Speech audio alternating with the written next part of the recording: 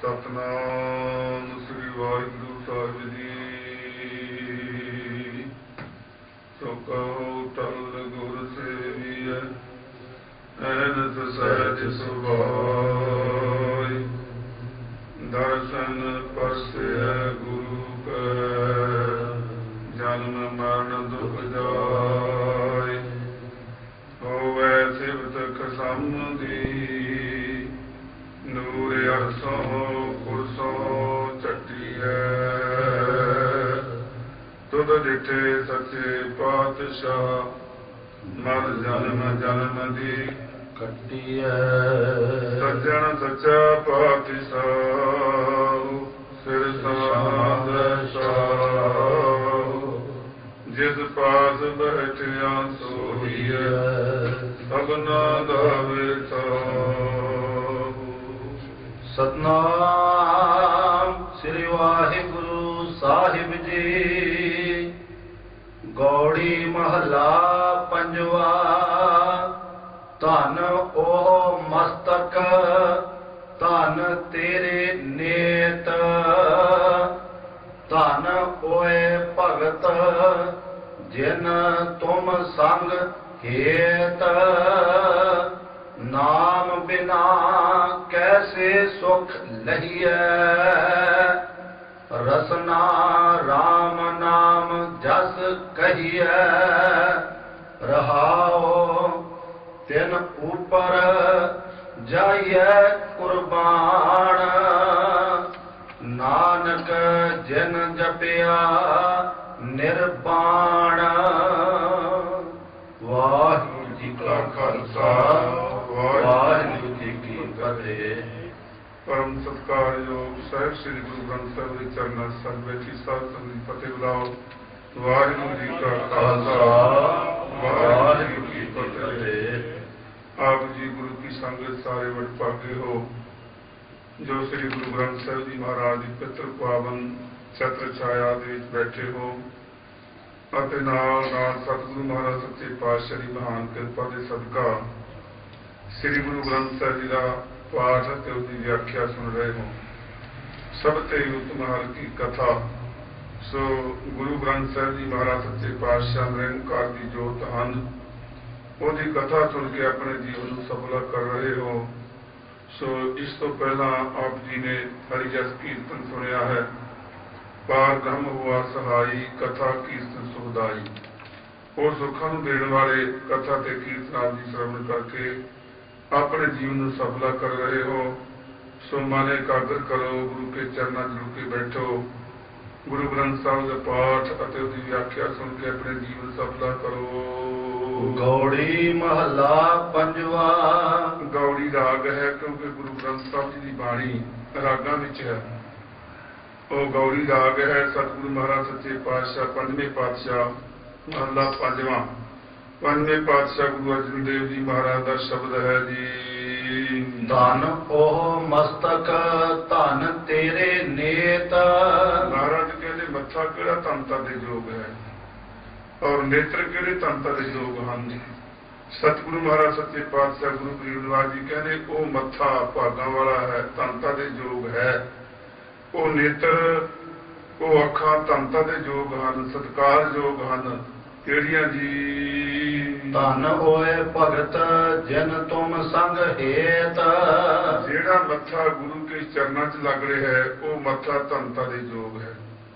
ਇਸੇ ਕਰਕੇ ਗੁਰੂ ਮਹਾਰਾਜ ਸੱਚੇ ਪਾਤਸ਼ਾਹ ਦੇ ਚਰਨਾਂ 'ਚ ਨਮਸਕਾਰ ਕਰਦੇ ਹਾਂ, ਔਰ ਮੱਥਾ ਜ਼ਮੀਨ ਨਾਲ ਲਾ ਕੇ ਗੁਰੂ ਕੇ ਚਰਨਾਂ ਦੇ ਵਿੱਚ ਰੱਖ ਕੇ ਆਪਣੇ ਮਸਤਕ ਨੂੰ ਸਫਲਾ ਕਰਨਾ ਚਾਹੀਦਾ ਹੈ। ਇਸੇ ਕਰਕੇ ਗੁਰਸਿੱਖ ਗੁਰੂ ਕੇ ਪਿਆਰੇ ਗੁਰੂ ਗ੍ਰੰਥ ਸਾਹਿਬ ਦੇ ਚਰਨਾਂ 'ਚ ਆਪਣਾ ਮਸਤਕ ਮੱਥਾ ਟੇਕਦੇ ਹਨ, ਕਿਉਂਕਿ ਮੱਥੇ ਦੇ ਲੇਖ ਬਦਲ ਜਾਂਦੇ ਹਨ।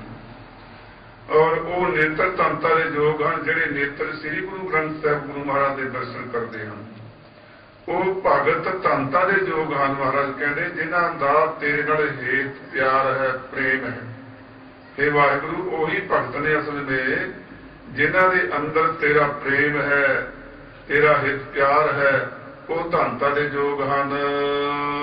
ਨਾਮ ਬਿਨਾ ਕੈਸੇ ਸੁਖ ਲਹੀਐ। ਗੁਰੂ ਮਹਾਰਾਜ ਸੱਚੇ ਪਾਤਸ਼ਾਹ ਕਹਿੰਦੇ ਨਾਮ ਤੋਂ ਬਿਨਾ ਕੈਸੇ ਸੁਖ ਲਹੀਐ। कहते नाम तो बिना दसो कौन सुखी है, कोई सुखी नहीं है। वाहिगुरु परमेश्वर के नाम तो बिना किसी को कोई सुख नहीं है। सारे सुखों का दाता एक ही एक अकाल पुरख वाहिगुरु परमेश्वर है। रसना राम नाम जस कही है। इस करके महाराज कहते जदों नाम तो बिना सुख नहीं है फिर की जोर लगता है रसना राम नाम जस कही है। महाराज कहते रसना जिह्वा दे नाल उस अकाल पुरख वाहिगुरु परमेश्वर के जस नूं कहना करो। कहीं जाओ कहीं जाओ, जिन्ना कहोगे उन्ना ही सुख मिलेगा, जिन्ना बहुता कहोगे बहुता सुख मिलेगा। तो जिन्ना भी कर लोगे उतना सुख लाजमी मिलेगा। महाराज कहते हैं विश्राम दे के गुरु जी प्रमाण कर रहे हैं जी। सुनो तिन ऊपर जाइए कुर्बान। महाराज सच्चे पातशाह गुरु गरीबनाथ जी कहते भाई उन्होंने ते कुर्बानी जाइए किन्ना तो जी नानक जिन जपिया निर्वाण। गुरु जी कहते जिन्हों ने निर्वाण अकाल पुरख वाहिगुरु परमेश्वर नूं जिन्हों ने जपिया है, जो निर्वाण बंधना तो रहत है, बाणी तो रहत है अकाल पुरख वाहिगुरु परमेश्वर। महाराज कहते जिन्हों ने उस नूं जपिया उन्होंने तो कुर्बाने जाइए, बलिहारे जाइए, फेरने जाइए, अपना वार दईए उन्होंने उत्तों दी जिन्हों ने वाहिगुरु परमेश्वर नूं जपिया है। गौड़ी महला पंजवा। गौड़ी राग विच पंजवीं पातशाह गुरु अर्जन देव जी महाराज सच्चे पातशाह एक पवित्र पावन शब्द उचारते हैं। तू है मसलत तू है नाल। हे मेरे प्यारे वाहिगुरु मेरा तो तू ही मसलत सलाहकार है। मेरा मसल तो होंदी कोई गुप्त थां ते आपां कोई सलाह करिए किते पता न होवे, कोई गुप्त थां ते करिए कलियां उसनूं मसलत कहते हैं। सलाह आपां आम तौर ते कर सकते हाँ, पर एक मसलत होंदी है कि वो गुप्त थां ते कोई बहुत ही पर्दे की गल करनी होवे वो किसी गुप्त जगह ते कीती जाती है। सो महाराज सच्चे पातशाह जी अकाल पुरख तू मेरा मसल तो सलाहकार भी तू है मसलत और तू ही मेरा सलाहकार है। महाराज सच्चे पातशाह जी तेरा ही आसरा है मैनू, तू है मसलत तू है नाल। महाराज सच्चे पातशाह नाल भी मेरे तू है, क्योंकि मसलत गुप्त तेरे नाल ही हो सकती है, क्यों तू मेरे हर वेले नाल है। दुनिया का कोई बंदा देह शरीर हर वेले किसी नाल रह नहीं सकता है। हर मेरा संग सदा है नाले। निरंकार अकाल पुरख वाहिगुरु परमेश्वर सारिया जगह से व्यापक है, ਉਹਦੇ ਨਾਲ ਜਿੱਥੇ ਮਰਜ਼ੀ ਹੈ ਉੱਥੇ ਹੀ ਸਲਾਹ ਹੋ ਸਕਦੀ ਹੈ। ਲੋੜ ਤੇ ਹੈ ਕਿ ਸਾਨੂੰ ਸਲਾਹ ਕਰਨ ਦੀ ਉਹਦੇ ਨਾਲ ਔਰ ਮਸਲਤ ਕਰਨ ਦੀ ਸਾਨੂੰ ਜੁਗਤੀ ਆ ਜਾਏ ਤਾਂ ਸਾਰੀਆਂ ਜਗ੍ਹਾ ਤੇ ਵਿਆਪਕ ਹੈ, ਸਾਰੀਆਂ ਜਗ੍ਹਾ ਤੇ ਮੇਰੇ ਨਾਲ ਹੈ। ਤੂੰ ਹੈ ਰੱਖ ਹੈ ਸਾਰ ਸੰਭਾਲ। ਔਰ ਇਹ ਵੀ ਹੈ ਮਹਾਰਾਜ ਸੱਚੇ ਪਾਤਸ਼ਾਹ ਤੂੰ ਹੀ ਸਾਰੀ ਸਾਡੀ ਸਾਂਭ ਸੰਭਾਲ ਵੀ ਤੂੰ ਹੀ ਕਰਦਾ ਹੈ, ਹਰ ਜਗ੍ਹਾ ਤੇ ਹਰ ਵੇਲੇ ਕਰਦਾ ਹੈ, ਹਰ ਟਾਈਮ करदा है और तू ही सारी सार संभाल कर रहा है। ऐसा राम दीन दुनी सहाई।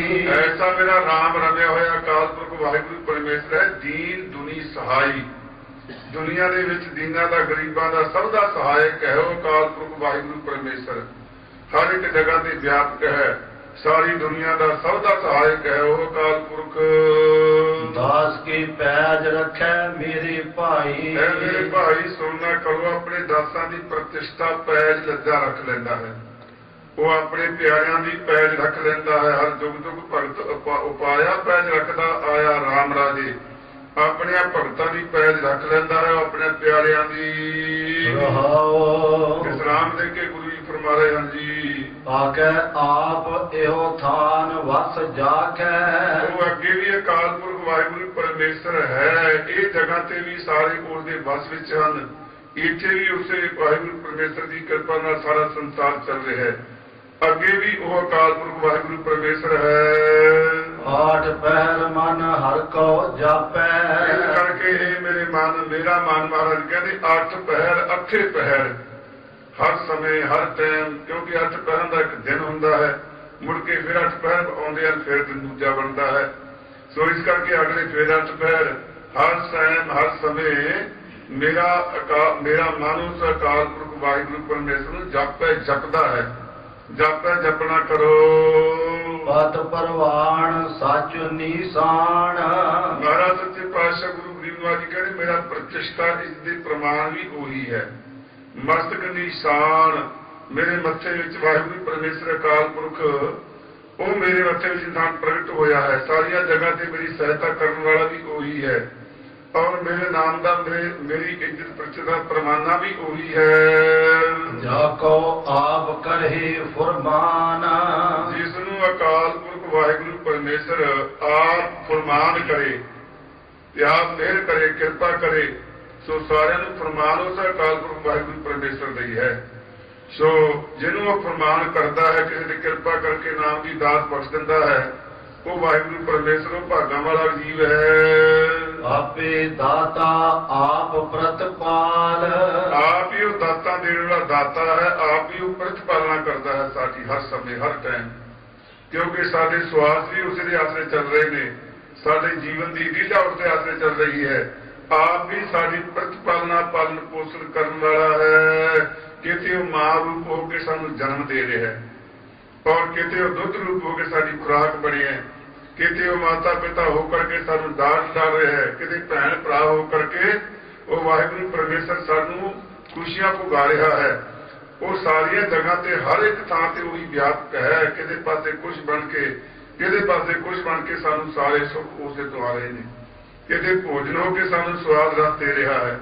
ਹਰ ਇੱਕ ਜਗ੍ਹਾ ਤੇ ਵਾਹਿਗੁਰੂ ਪਰਮੇਸ਼ਰ ਦੀ ਸਾਰੇ ਉਹਦੀ ਦੀ ਕਿਰਪਾ ਉਸੇ ਨਾਲ ਸਾਡਾ ਜੀਵਨ ਚੱਲ ਰਿਹਾ ਹੈ ਜੀ। ਨਿਤ ਨਿਤ ਨਾਨਕ ਰਾਮ ਨਾਮ ਸਮਾਲ ਇਸ ਕਰਕੇ ਗੁਰੂ ਅਰਜਨ ਦੇਵ ਜੀ ਮਹਾਰਾਜ ਕਹਿੰਦੇ ਭਾਈ ਜਿਹੜਾ ਐਸਾ ਅਕਾਲ ਪੁਰਖ ਵਾਹਿਗੁਰੂ ਪਰਮੇਸ਼ਰ ਹੈ ਨਿੱਤਾ ਸਰੂਪ ਹੈ ਹਰੀ ਉਹ ਹਰ ਟਾਈਮ ਹੈ ਹਰ ਸਮੇਂ ਹੈ ਉਸ ਨੂੰ ਨਿੱਤਾ ਪ੍ਰਤੀ ਰੋਜ਼ ਉਸ ਅਕਾਲ ਪੁਰਖ ਵਾਹਿਗੁਰੂ ਪਰਮੇਸ਼ਰ ਨੂੰ ਸੰਭਾਲਣਾ ਕਰ ਜਪਣਾ ਕਰ ਨਿਤ ਸਰੂਪ ਹੈ ਕਿਉਂਕਿ ਨਿਤਾ ਪ੍ਰਤੀ ਸਾਹਿਬ ਮੇਰਾ ਨੀਤ ਨਵਾਂ ਉਹ ਕਦੇ ਪੁਰਾਣਾ ਨਹੀਂ ਹੁੰਦਾ ਉਹ ਕਦੇ ਇਉਂ ਨਹੀਂ ਕਿ ਅੱਜ ਹੈ ਕੱਲ ਨੂੰ ਨਹੀਂ। ਜਿਹੜਾ ਰੋਜ਼ ਰੋਜ਼ਾਨਾ ਹੀ ਅਕਾਲ ਪੁਰਖ ਵਾਹਿਗੁਰੂ ਪਰਮੇਸ਼ਰ ਵਿਆਪਕ ਹੈ ਤੂੰ ਵੀ ਉਸ ਨੂੰ ਨਿਯਮ ਦੇ ਨਾਲ ਨਿਤਾ ਪ੍ਰਤੀ ਯਾਦ ਕਰ।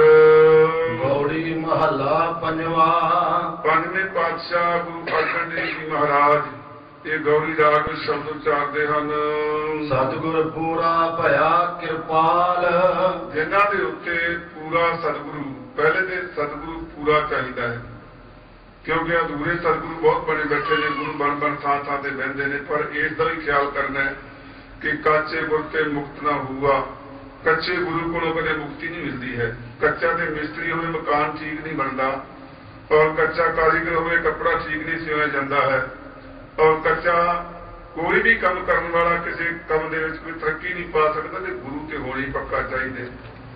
ਪੂਰਾ ਸਤਿਗੁਰੂ ਮਹਾਰਾਜ ਸੱਚੇ ਪਾਤਸ਼ਾਹ ਕਹਿੰਦੇ ਭਾਈ ਪੂਰਾ ਸਤਿਗੁਰੂ ਹੋਣਾ ਚਾਹੀਦਾ ਪਹਿਲੇ ਤੇ ਔਰ ਦੂਜੇ ਨੰਬਰ ਤੇ ਫਿਰ ਉਹ ਕਿਰਪਾਲੂ ਦਿਆਲੂ ਹੋਣਾ ਚਾਹੀਦਾ ਹੈ। ਦਿਆਲੂ ਕਿਵੇਂ ਹੋਵੇਗਾ ਕਿਰਪਾਲੂ ਕਿਵੇਂ ਹੋਏਗਾ ਪਹਿਲੇ ਤੇ ਸਾਨੂੰ ਇਹ ਸੋਝੀ ਹੋਵੇ ਕਿ ਪੂਰਾ ਗੁਰੂ ਕੌਣ ਹੈ ਪੂਰਾ ਗੁਰੂ ਕੌਣ ਹੈ ਔਰ ਦੂਜੇ ਨੰਬਰ ਤੇ ਫਿਰ ਉਹਦੀ ਸੇਵਾ ਚ ਅਸੀਂ ਪੂਰਨ ਭਰੋਸੇ ਨਾਲ ਲੱਗ ਜਾਈਏ ਸੇਵਾ ਕਰਨ ਤੇ ਉਹ ਦਿਆਲੂ ਕਿਰਪਾਲੂ ਹੋ ਜਾਂਦਾ ਹੈ। ਇਸ ਕਰਕੇ ਸਾਡੇ ਤੇ ਮਹਾਰਾਜ ਨੇ ਕਿਰਪਾ ਕੀਤੀ ਕਿ ਕਲਯੁਗ ਦੇ ਜੀਵਾਂ ਦੀ ਮੱਤ ਛੋਟੀ ਹੋਏਗੀ ਉਮਰ ਵੀ ਛੋਟੀ ਹੋਏਗੀ ਸਮਝ ਥੋੜੀ ਹੋਏਗੀ। ਪਤਾ ਸੀ ਮਹਾਰਾਜ ਨੂੰ ਹੁਣ ਬੜਾ ਸਮਾਂ ਬੜਾ ਲੋਕਾਂ ਦਾ ਜਿਹੜਾ ਸਮਾਂ ਹੈ ਰੁਝੇਵਿਆਂ ਦਾ ਭਰਿਆ ਹੋਏਗਾ ਕਿੱਥੇ ਇਹਨਾਂ ਕੋਲੇ ਸਮਾਂ ਹੈ ਕਿ ਪੂਰੇ ਗੁਰੂ ਦੀ ਪਰਖ ਕਰਨ। ਸੋ ਗੁਰੂ ਨੇ ਕਿਰਪਾ ਕਰਕੇ ਸਾਹਿਬ ਸ੍ਰੀ ਗੁਰੂ ਗ੍ਰੰਥ ਸਾਹਿਬ ਜੀ ਸਾਨੂੰ ਜੁਗੋ ਜੁਗ ਪੂਰੇ ਗੁਰੂ ਦੀ ਬਖਸ਼ਿਸ਼ ਕਰ ਦਿੱਤੀ। ਇਹਦੇ ਲੜਦਾ ਦਿੱਤਾ ਪੂਰਾ ਗੁਰ ਪੂਰੇ ਐਸਾ ਪੂਰਾ ਗੁਰੂ ਗ੍ਰੰਥ ਸਾਹਿਬ ਜੀ ਸਾਨੂੰ ਸਦਾ ਵਾਸਤੇ ਗੁਰੂ ਬਖਸ਼ ਦਿੱਤੇ ਹਨ। ਸੋ ਇਹ ਪੂਰੇ ਗੁਰੂ ਗ੍ਰੰਥ ਸਾਹਿਬ ਦੇ ਚਰਨਾਂ 'ਚ ਲੱਗੀਏ ਸੇਵਾ ਕਰੀਏ ਫਿਰ ਉਹ ਦਿਆਲੂ ਕਿਰਪਾਲੂ ਹੋ ਜਾਏ। ਹਿਰਦੈ ਵਸਿਆ ਸਦਾ ਗੋਪਾਲ ਜਿਨ੍ਹਾਂ ਦੇ ਉੱਤੇ ਦਿਆਲੂ ਹੋ ਗਿਆ ਫਿਰ ਮਹਾਰਾਜ ਕਹਿੰਦੇ ਉਹਨਾਂ ਦੇ ਹਿਰਦੇ ਵਿੱਚ ਗੋਪਾਲ ਗੋ ਸ੍ਰਿਸ਼ਟੀ ਦਾ ਪਾਲਕ ਜੋ ਹੈ ਗੋ ਇੰਦਰੀਆਂ ਦਾ ਪਾਲਕ ਜੋ ਹੈ ਗੋ ਗਰੀਬਾਂ ਦਾ ਪਾਲਕ ਜੋ ਹੈ ਉਹ ਅਕਾਲ ਪੁਰਖ ਵਾਹਿਗੁਰੂ ਪਰਮੇਸ਼ਰ ਜਿਹੜਾ ਹੈ ਜਿਨ੍ਹਾਂ ਤੇ ਗੁਰੂ ਦਿਆਲੂ ਹੋ ਜਾਏ ਉਹਨਾਂ ਦੇ ਹਿਰਦੇ ਵਿੱਚ ਅਕਾਲ ਪੁਰਖ ਵਾਹਿਗੁਰੂ ਵਸ ਜਾਂਦਾ ਹੈ ਕਿਉਂਕਿ ਗੁਰੂ ਪਰਮੇਸ਼ਰ ਇੱਕੋ ਜਾਨ ਗੁਰੂ ਤੇ ਪਰਮੇਸ਼ਰ ਇੱਕੋ ਹੀ ਜੋਤ ਹੈ ਇੱਕੋ ਦੇ ਨਾਮ ਦੋ ਹਨ। ਗੁਰੂ ਕਿਰਪਾਲ ਹੋ ਗਿਆ ਨਿਰੰਕਾਰ ਕਿਰਪਾਲ ਹੋ ਗਿਆ ਨਿਰੰਕਾਰ ਕਿਰਪਾਲ ਹੋ ਗਿਆ ਗੁਰੂ ਕਿਰਪਾਲੂ ਹੋ ਗਿਆ ਗੁਰੂ ਮਿਲ ਗਿਆ ਨਿਰੰਕਾਰ ਮਿਲ ਗਿਆ ਨਿਰੰਕਾਰ ਮਿਲ ਗਿਆ ਗੁਰੂ ਮਿਲ ਗਿਆ। ਇਸ ਕਰਕੇ ਗੁਰੂ ਤੇ ਅਕਾਲ ਪੁਰਖ ਦੋ ਨਹੀਂ ਨਾਨਕ ਸੋਧੇ ਸਿਮਰਤ ਭੇਦ ਪਾਰ ਬ੍ਰਹਮ ਗੁਰ ਨਾਹੀ ਭੇਦ। ਇਸੇ ਕਰਕੇ ਗੁਰੂ ਗ੍ਰੰਥ ਸਾਹਿਬ ਜੀ ਗੁਰੂ ਵੀ ਹੈ ਔਰ ਗੁਰੂ ਗ੍ਰੰਥ ਸਾਹਿਬ ਜੀ ਨਿਰੰਕਾਰ ਵੀ ਹੈ। ਲੋੜ ਤੇ ਸਮਝਣੀ ਹੈ। ਵਾਹੋ ਵਾਹੋ ਬਾਣੀ ਨਿਰੰਕਾਰ ਹੈ ਤੇ ਜੀਵਨ ਅਵਰਗਤ ਹੋਏ। ਸੋ ਜੇ ਸਾਨੂੰ ਮਹਾਰਾਜ ਨੇ ਬੜੀ ਮਿਹਰ ਕੀਤੀ ਸਾਡੇ ਤੇ ਕਿ ਜੇ ਤੁਹਾਤੋਂ ਉਹ ਪ੍ਰਕਾਸ਼ ਰੂਪ ਅਕਾਲ ਪੁਰਖ ਵਾਹਿਗੁਰੂ ਦੇ ਦਰਸ਼ਨ ਨਹੀਂ ਹੋ ਸਕਦੇ, ਗੁਰੂ ਗ੍ਰੰਥ ਸਾਹਿਬ ਦੇ ਕਰੋ, ਉਹਦੇ ਦਰਸ਼ਨ ਨੇ ਇਹ ਵੀ ਦਰਸ਼ਨ ਨੇ। ਲੋੜ ਤੇ ਹੈ ਕਿ ਅਸੀਂ ਦਰਸ਼ਨ ਕਿਸ ਭਾਵਨਾ ਨਾਲ ਕਰ ਰਹੇ ਹਾਂ, ਸਾਡੇ ਮਨ ਵਿੱਚ ਭਾਵਨਾ ਕੀ ਬਣੀ ਹੋਈ ਹੈ, ਸਾਨੂੰ ਕਿੰਨਾ ਪ੍ਰੇਮ ਹੈ ਗੁਰੂ ਦਾ, ਸਾਨੂੰ ਗੁਰੂ ਵਾਸਤੇ ਸਾਡੇ ਮਨ ਵਿੱਚ ਕਿੰਨੀ ਕੁ ਸ਼ਰਧਾ ਹੈ, ਕਿੰਨੀ ਕੁ ਭਾਵਨਾ ਹੈ। ਸੋ ਮਾਫ ਕਰਨਾ ਸਾਡੀ ਭਾਵਨਾ ਤੇ ਹੈ, ਪਰ ਭਗਤੀ ਹੈ ਇੰਨਾ ਵਿਚਰ ਕਰਨੀ ਹੈ, ਉਦੋਂ ਬਾਅਦ ਨਹੀਂ।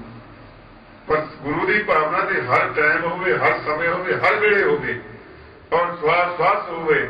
ਜਦੋਂ ਸਾਡੀ ਭਾਵਨਾ ਬਣ ਗਈ ਕਿ ਗੁਰੂ ਗ੍ਰੰਥ ਸਾਹਿਬ ਵੀ ਸਾਡਾ ਤਾਰਕ ਹੈ, ਇਹੋ ਹੀ ਨਿਰੰਕਾਰ ਹੈ, ਇਹੋ ਹੀ ਗੁਰੂ ਹੈ, ਇੱਥੇ ਸਭ ਕੁਝ ਮਿਲ ਜਾਣਾ ਹੈ। ਰਾਮ ਰਵਤ ਸਦ ਹੀ ਸੁਖ ਪਾਇਆ। ਜਿਹੜਾ ਰੰਗਿਆ ਹੋਇਆ ਰਾਮ ਅਕਾਲ ਪੁਰਖ ਵਾਹਿਗੁਰੂ ਪਰਮੇਸ਼ਰ ਨੂੰ ਰਵਤ ਜਪਣੇ ਕਰਕੇ ਸਦਾ ਹੀ ਸੁੱਖ ਮਿਲਦੇ ਨੇ। ਲੋੜ ਤੇ ਜਪਣ ਦੀ ਹੈ, ਜਿਨ੍ਹਾਂ ਨੇ ਜਪਿਆ ਉਹਨਾਂ ਨੂੰ ਸਦਾ ਹੀ ਸੁੱਖ ਮਿਲਦੇ ਹਨ। ਮਾਇਆ ਕਰੀ ਪੂਰਨ ਹਰ ਰਾਇਆ। ਜਿਹੜੇ ਨਾਮ ਜਪਦੇ ਨੇ ਉਹਨਾਂ ਦੀ ਮਾਇਆ ਕਰੀ ਪੂਰਨ ਹਰ ਰਾਇਆ। ਜਿਹੜਾ ਹਰੀ ਰਾਜਾ ਰੂਪ ਅਕਾਲ ਪੁਰਖ ਵਾਹਿਗੁਰੂ ਪਰਮੇਸ਼ਰ ਹੈ, ਉਹਨਾਂ ਦੀ ਮਾਇਆ ਮਿਹਰ ਕਰ ਦਿੰਦਾ ਹੈ, ਉਹਨਾਂ ਦੀ ਕਿਰਪਾ ਕਰ ਦਿੰਦਾ ਹੈ, ਉਹਨਾਂ ਦੇ ਉੱਤੇ ਮਿਹਰਬਾਨ ਹੋ ਜਾਂਦਾ ਹੈ। ਤਰਸ ਪਿਆ ਮਿਹਰਾਮਤ ਹੋਈ, ਸਤਿਗੁਰ ਸੱਜਣ ਮਿਲਿਆ।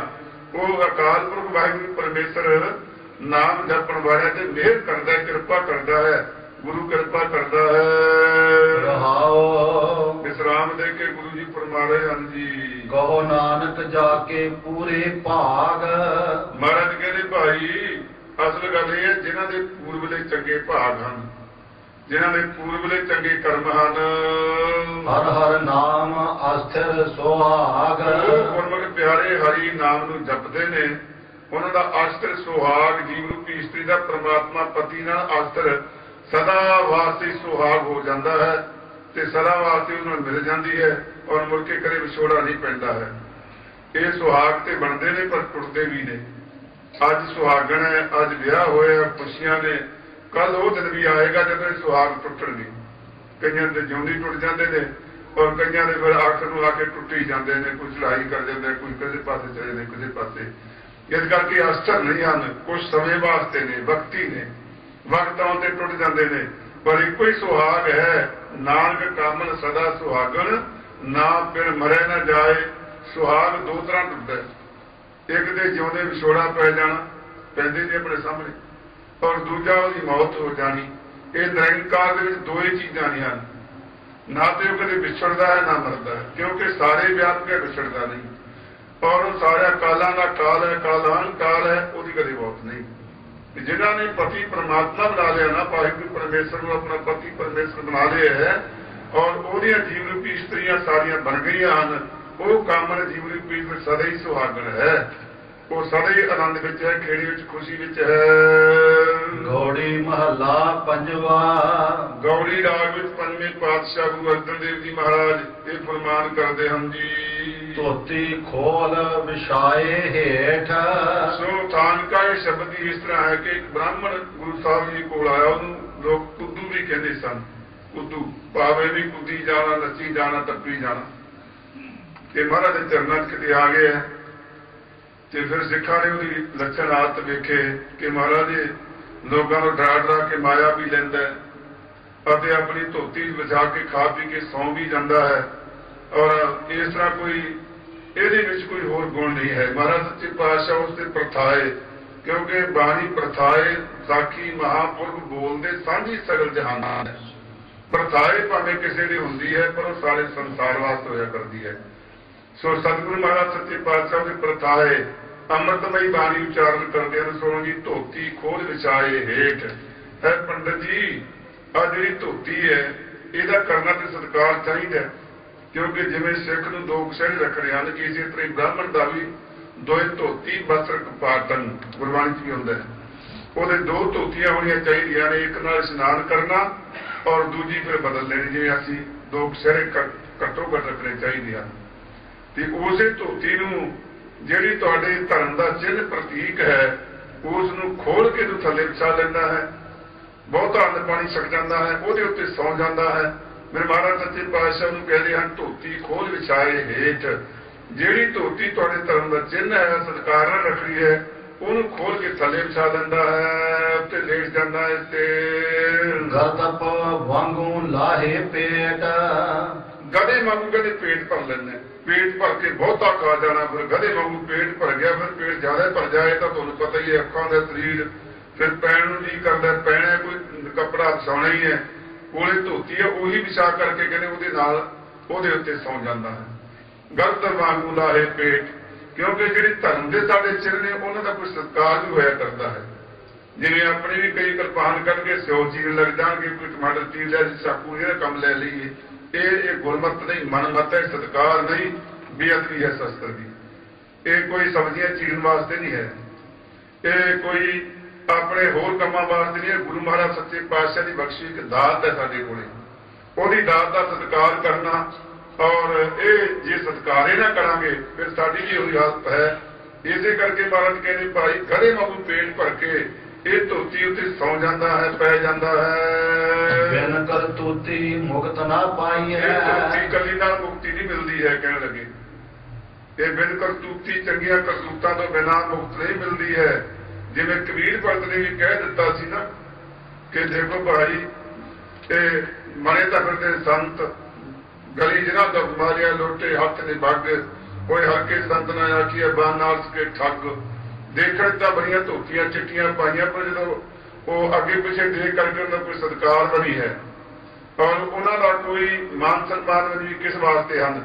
ਤੇ ਇੱਥੇ ਵੀ ਮਹਾਰਾਜ ਸੱਚੇ ਪਾਤਸ਼ਾਹ ਕਹਿੰਦੇ ਭਾਈ ਬਿਨਾਂ ਕਰਤੂਤਾਂ ਤੋਂ ਮੁਕਤੀ ਨਹੀਂ ਮਿਲਦੀ ਹੈ, ਬਿਨਾਂ ਚੰਗੇ ਕਰਮਾਂ ਤੋਂ, ਬਿਨਾਂ ਚੰਗੀਆਂ ਕਰਤੂਤਾਂ ਤੋਂ, ਜਪ ਤਪ ਕੀਤੇ ਬਿਨਾਂ, ਔਰ ਇਸ ਪ੍ਰਕਾਰ ਮੁਕਤੀ ਨਹੀਂ ਮਿਲਦੀ। ਪਖੰਡਵਾਦ ਵਿੱਚ ਮੁਕਤੀ ਕਦੇ ਮਿਲਦੀ ਨਹੀਂ ਹੈ। ਮਹਾਰਾਜ ਕਹਿੰਦੇ ਹਨ ਮੁਕਤ ਪਦਾਰਥ ਨਾਮ ਧਿਆਈਐ, ਮੁਕਤੀ ਦਾ ਪਦਾਰਥ ਜਿਹੜਾ ਹੈ ਉਹ ਵਾਹਿਗੁਰੂ ਪਰਮੇਸ਼ਰ ਦਾ ਨਾਮ ਹੈ, ਉਹਨੂੰ ਧਿਆਉਣਾ ਕਰ।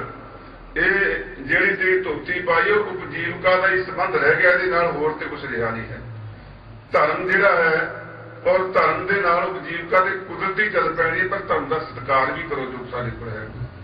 ਇਸ ਕਰਕੇ ਮਹਾਰਾਜ ਸੱਚੇ ਪਾਤਸ਼ਾਹ ਕਹਿਣ ਲੱਗੇ ਭਾਈ ਬਿਨਾਂ ਨਾਮ ਤੋਂ, ਵਾਹਿਗੁਰੂ ਪਰਮੇਸ਼ਰ ਦੇ ਨਾਮ ਤੋਂ ਬਿਨਾਂ ਪ੍ਰਾਪਤੀ ਨਹੀਂ ਹੋ ਸਕਦੀ ਹੈ। ਪਖੰਡਵਾਦ ਹੋ ਜਾਂਦਾ ਹੈ ਨਾਮ ਤੋਂ ਬਿਨਾਂ, ਜੋ ਦਿਖਾਵੇ ਨੇ ਬਾਹਰਲੇ, ਕੇਵਲ ਬਾਹਰਲੇ ਜਿਹੜੇ ਦਿਖਾਵੇ ਹਨ, ਦਿਖਾਵੇ ਮਾਤਰ ਪਖੰਡ ਬਣਿਆ ਹੋਇਆ ਹੈ। ਮਹਾਰਾਜ ਕਹਿੰਦੇ ਹਨ ਧੋਤੀ ਖੋਲ ਕੇ ਉਹਨੂੰ ਵਿਛਾ ਕੇ ਪੇਟ ਭਰ ਕੇ ਪਸ਼ੂਆਂ ਵਾਂਗੂ ਪੇਟ ਭਰਿਓ, ਪਸ਼ੂਆਂ ਜੇ ਸੋਇਓ, ਮਾਨਵ ਜਨਮ ਹੈ ਹਾਰਿਓ, ਪੋਤੇ ਵਾਂਗੂ ਪੇਟ ਭਰ ਕੇ ਸੌ ਗਿਆ ਹੈ।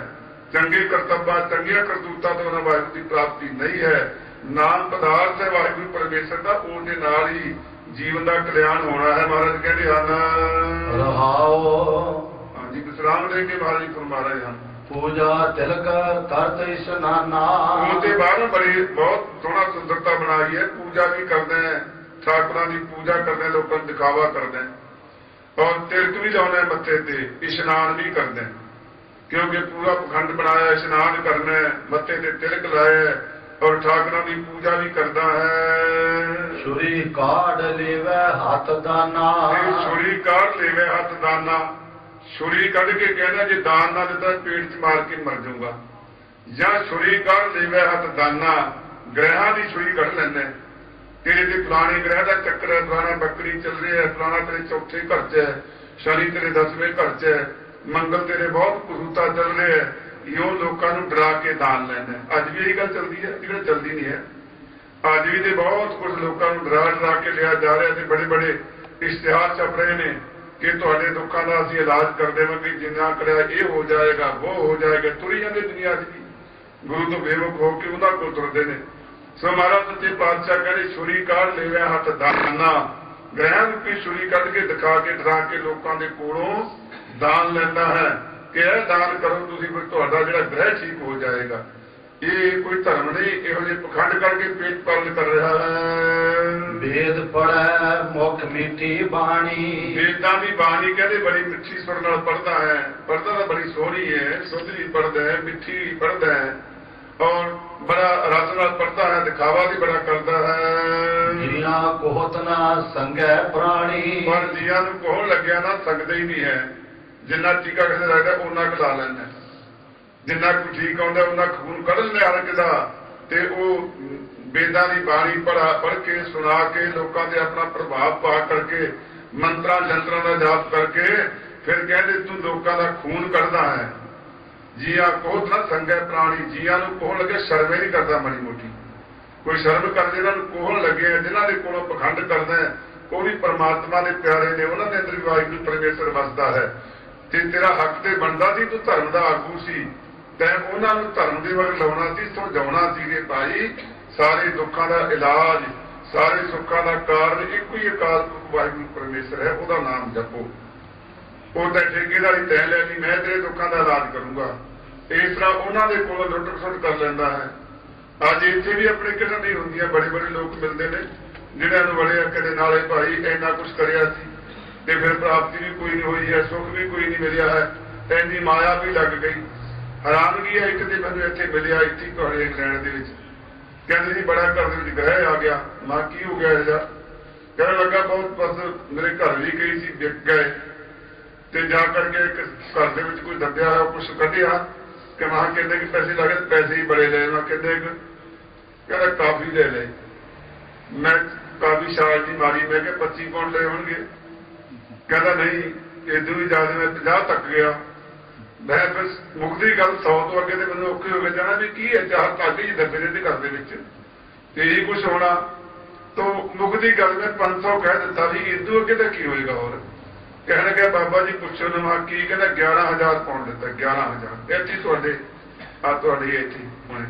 मैं क्या गल तू ग्रह था तू आप ही लिया खरीद के, ग्रह तेरे नहीं आया, तू ग्रह को खिंच के लिया घरे भी मेरे आ और मैनू इतने उजाड़ के जा।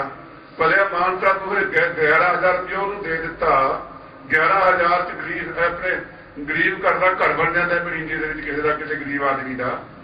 और कई बेचारे हाँ मैंने इतने मेरे को सिगली इतने अपने बैठे ने दिल्ली मिल गए, बेचारा कोई गुरुद्वारा नहीं है। उन्होंने कहते बाबा जी हमारे को 1,00,000 1,50,000 रुपया दे दो तो हमें गुरुद्वारा बना लीजिए। हमारे गुरुद्वारा नहीं है, ना गुरु ग्रंथ साहब है। और कहते हम जब ब्याह करते हैं तो गुरु नानक की फोटो पा देते हैं एक दूसरे घर में। दाढ़ी केस रखे थे, मैं कुदरती पूछ लिया बैठे और जिंदगी पूंजियां संभाल रही थी। मैं बड़े दाढ़ी केस रखे ना, हमारे सारे सभी रखते हैं बाहर भार जिला उनका। सो हुण भी मैं 50,000 रुपया भेज के आया, धन सिंह का नाम है। पहला भी 50,000 रुपये भेजा सी कि भाई प्लाट लो तो गुरुद्वारा बनाओ। मैं क्या भला मानता उत्थे गुरुद्वारा बनने का गरीबों वास्ते 8 लाख का, तो इन्ने पैसे तो दे दिते। सो इस करके महाराज सच्चे पातशाह कहते भाई तू जीवां नूं कोहत, जीवां नूं कोहण लग्या, जीवां नूं कतल कर लग्या, जमे शर्म नहीं करता है, शर्मे नहीं करता है। थोड़े बहुते चलो 100-200 पाउंड होया 11,000 जमी भी शर्मी की हद ला दी है। कहो नानक जिस कृपा तारै, महाराज कहते भाई जिससे वाहिगुरू परमेश्वर कृपा कर देवे, हिरदा शुद्ध ब्रह्म विचारै, उन्होंने हिरदा शुद्ध हो जाता है तो ब्रह्म अकाल पुरख वाहिगुरू परमेश्वर की विचार अंदर आ जाती है। जिन्हों से वाहिगुरू की कृपा हो, कृपा तो बिना समझ नहीं आती है। और कृपा जरूर ही बोलोगे प्यारे कि कृपा होएगी ता नाम जपांगे, नहीं अगे भी सुनो गुरु की बाणी के बहुत पक्ष होंगे ने। महाराज कहते कृपा ओदी होएगी, हिम्मत तेरी होएगी। महाराज कहते करो जतन जी होए मेहरबाना, जतन तुसी करना है, मेहरबानी उन्हें करनी है। कभी प्यार नहीं कही जाते जब कृपा होएगी मैं जाऊंगा गुरुद्वारे तो कृपा होएगी नाम जपेंगे, नहीं जतन तय करना है। जतन करने का तेरे को अधिकार है क्योंकि तेन वाहिगुरू ने शरीर दिता है, अंग पैर दिते ने, तंदुरुस्ती बख्शी है। जतन कर जदों तू जतन करेगा तो कृपा भी हो जाएगी। गौड़ी महला पंजवा, गौड़ी राग विच पंजवीं पातशाह गुरु अर्जन देव जी महाराज जी शब्द उच्चारते हैं जी, सिर कर बैसो हर जन प्यारे। ये भी इस वैसे उत्थान का है कि गुरु अर्जन देव जी महाराज सच्चे पातशाह जी अमृतसर चो जाके बडाली रहन लग गए सी कि महाराज उत्थे जाके रहे। 4 कोते पहला सी, हुण 10 किलोमीटर है बडाली, गुरु की बडाली जिथे 6वें पातशाह का अवतार होया है। तो शहदा साहब है उत्थे रहन लगे। महाराज सच्चे पातशाह जी सुरी चढ़िया आउंदा सी, उन्होंने पता लग्या अमृतसर गुरु जी महाराज थोड़ा जिहा टल के एक पासे रहे।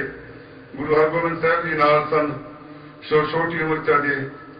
तो फिर जदों सुरी मारिया गया तो महाराज सच्चे पातशाह गुरु गरीब निवास जी पता लग्या तो महाराज ने शुकराना किया अकाल पुरख वाहिगुरू परमेश्वर का और गुरु हरगोबिंद साहब ने परताए कि फिर कर बैसो हर जन प्यारे।